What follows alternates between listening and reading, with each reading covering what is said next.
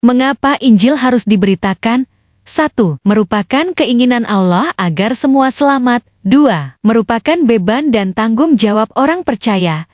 3. Merupakan kebutuhan semua orang berdosa. Manusia sering hanya memerhatikan kebutuhan yang kelihatan, seperti sandang, pangan, papan, dan pekerjaan. Namun, Allah memandang kebutuhan manusia yang tidak kelihatan secara jasmani, tetapi jauh lebih penting, yakni keselamatan, kehidupan yang kekal, dan hanya bisa didapatkan itu melalui iman kepada Yesus Kristus. Bagaimana, apakah saudara sudah memberitakan kabar baik, Injil keselamatan itu?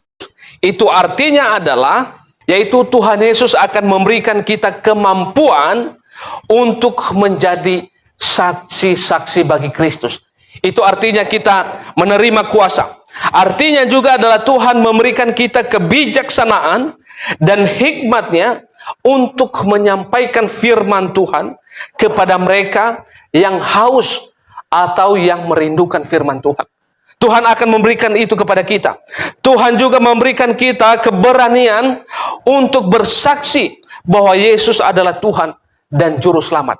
Kita akan menerima kuasa dari Roh Kudus untuk menjadi saksi bagi Yesus, dimulai dari Yerusalem, seluruh Yudea, Samaria, dan sampai ke ujung bumi. Ayat yang ke-8 kita baca Bapak Ibu sekali lagi bersama-sama. Ayat yang ke-8, 1, 2, 3 ya.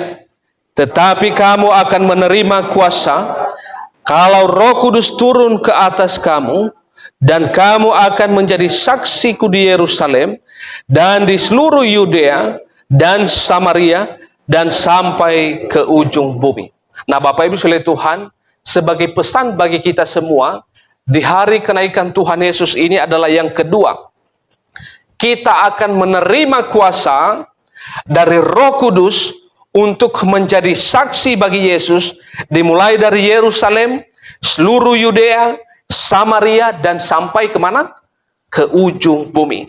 Apa maksudnya kita menerima kuasa di sana? Menerima kuasa dari Roh Kudus. Itu artinya adalah, yaitu Tuhan Yesus akan memberikan kita kemampuan untuk menjadi saksi-saksi bagi Kristus. Itu artinya kita menerima kuasa. Artinya juga adalah Tuhan memberikan kita kebijaksanaan dan hikmatnya untuk menyampaikan firman Tuhan kepada mereka yang haus atau yang merindukan firman Tuhan. Tuhan akan memberikan itu kepada kita. Tuhan juga memberikan kita keberanian untuk bersaksi bahwa Yesus adalah Tuhan dan Juru Selamat. Bapak Ibu, kita melihat bahwa tidak sedikit orang-orang Kristen itu yang takut memberitakan firman Tuhan, takut bersaksi. Saya percaya bahwa kita semua di tempat ini semuanya berani gitu ya memberitakan firman Tuhan. Amin. Atau ada di antara kita yang sampai hari ini kita ketemu dengan orang, terus kita sudah ada niat nih mau ceritakan firman Tuhan, tapi kita takut. Ada nggak kita pernah merasakan itu? Atau bahkan tidak ada di dalam hati kita sama sekali. Nah, ada orang-orang tertentu, tapi saya percaya kita di tempat ini tidak mengalami hal demikian ya. Amin.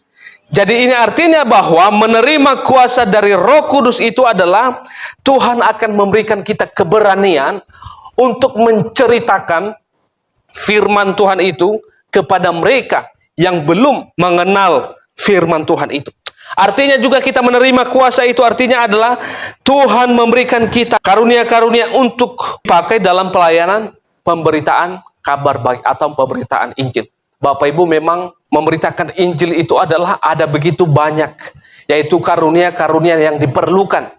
Misalnya Bapak Ibu, tidak semua orang itu bisa berkhotbah.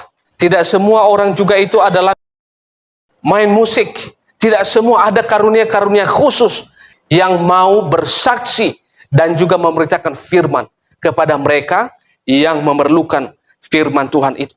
Tetapi Bapak Ibu sekalian Tuhan, itu dimulai dari mana tadi? Dari Yerusalem, seluruh Yudea, Samaria, dan sampai ke ujung bumi. Nah, artinya di Yerusalem di sini adalah dimulai dulu dari keluarga yang terdekat. Karena kita melihat bahwa Yesus Kristus di mana? Yaitu di Yerusalem. Nah, dimulai dari Yerusalem. Kalau kita artikan adalah untuk menjadi saksi Kristus itu adalah dimulai dari mana dulu? Dari keluarga, dari keluarga dekat, dari keluarga yang jauh. Juga dimulai yaitu kepada misalnya orang-orang yang di sekitar kita. Dimulai yaitu di kota kita, di provinsi kita, dan kepada semua orang, yaitu menjadi saksi Kristus. Tetapi saya menolak Bapak Ibu, katakan bahwa untuk menjadi saksi Kristus itu, mereka membatasi diri, yaitu harus dimulai dari keluarga dulu katanya. Nah, saya menolak hal demikian. Misalnya Bapak Ibu, ada keluarga kita yang belum bertobat. Kita sudah menceritakan firman berkali-kali kepada dia, tetapi belum saatnya dia belum bertobat. Apakah kita tidak mau keluar memberitakan firman? Nah, ada pandangan-pandangan yang demikian. Misalnya nih, dalam keluarga saya ada yang masih belum Kristen. Apakah karena dia belum bertobat saya tidak bersaksi di luar? Nah, itu adalah sesuatu pemahaman yang keliru. Tetapi di sini memang dikatakan alangkah lebih baiknya jikalau kita bersaksi itu adalah dimulai dari mana? Dari keluarga kita dulu, di lingkungan kita, di kota kita, dan kepada semua orang. Nah, Bapak Ibu sekalian Tuhan, ini adalah pesan yang kedua yang disampaikan kepada kita oleh firman yang telah kita baca pada kesempatan ini. Teman-teman silakan ikuti media sosial ini dan jangan lupa untuk like, komen, dan bagikan tayangan ini supaya menjadi informasi bermanfaat bagi teman-teman di luar sana yang belum mengetahui hal ini. Salam sehat, tetap semangat, Tuhan Yesus memberkati kita semuanya.